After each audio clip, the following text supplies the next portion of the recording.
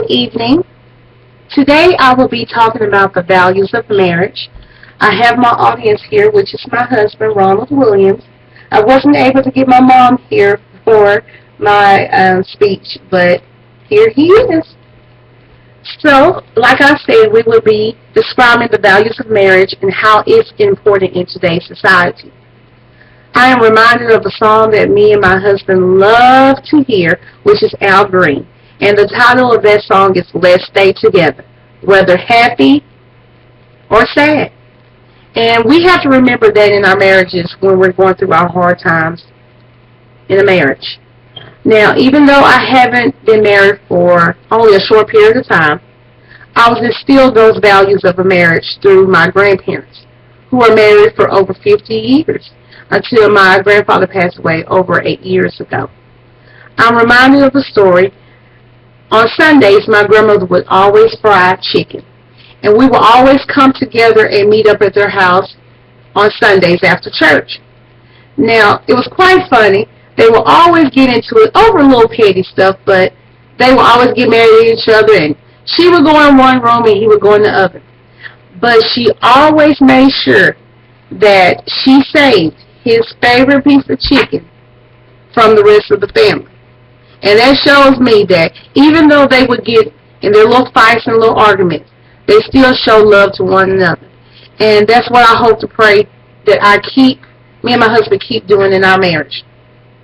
There's a lot of values that make up a marriage, but today I only want to talk about 3 of them that I feel is very important to me, which is God, communication, and trust. Let's first start off with God. We know that God has to be the center of our marriage because it is God who has designed marriage for us and has picked our spouses for us.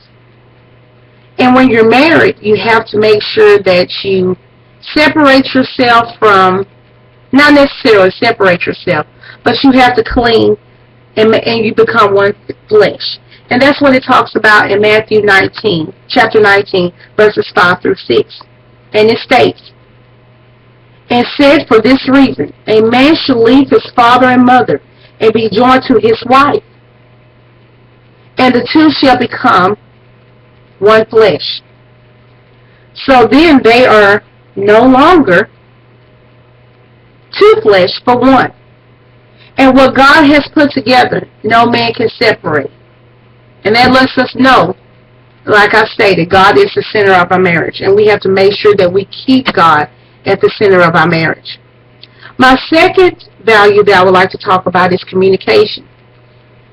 Communicating effectively can be sometimes rough in a marriage, because I know for me, emotionally, sometimes when I'm trying to get my point across or I want him to really understand what I'm trying to say, I tend to yell and get all loud and stuff like that, and then I have to quickly remind myself that I can't expect for him to understand me clearly and respect what I'm trying to say to him if my tone and my attitude is kind of off.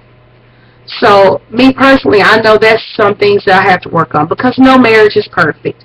So that's why we have to reflect back on these values to make sure that we stay in sync with one another and we keep communicating with each other because communication is very important. And without communication, how will you ever know what the other one is feeling or what they're going through? That's why it's important to talk with each other so you can make sure you stay on one accord. My third value I would like to talk about is trust. Trust is also a very important value to me that can hinder a happy marriage. And there are a lot of things that hinders trust. Just to name a few: fidelity, lying, and sometimes being jealous of one another. That can hinder your marriage and your trust issues. Now, when the trust is broken, it's hard to rebuild that trust. But I feel that if both spouses are willing to really try to work on those trust issues, and remember that you're going to make mistakes in marriages, but if you two really want to make your marriage work, then that's when you work hard at it. And if you feel that you all can't actually communicate and trust one another, or you're having a hard time getting back on track, then it's always nice to reach out to your pastor or your first lady, or find a psychologist and have a counseling section. Counseling for marriage couples, I believe, is very wonderful.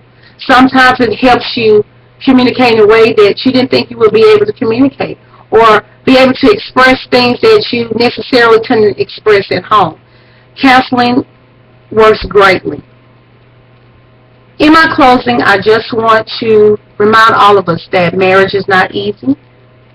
It's hard work, but you can have a happy marriage. We just have to stay prayerful. Remember to keep God in the center of our marriage. Make sure that we communicate effectively. Take the time to listen to one another.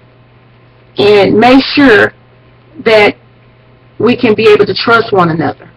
Not only do you want to be the person that can be trusted, you want your spouse to be that same person as well. Make sure you stay on one accord, and make sure that you love each other unconditionally. I hope I have said something that will not only inspire your marriage, but help you in your personal life as well. May God continue to bless each and every one of you, and have a blessed and lovely night. Thank you.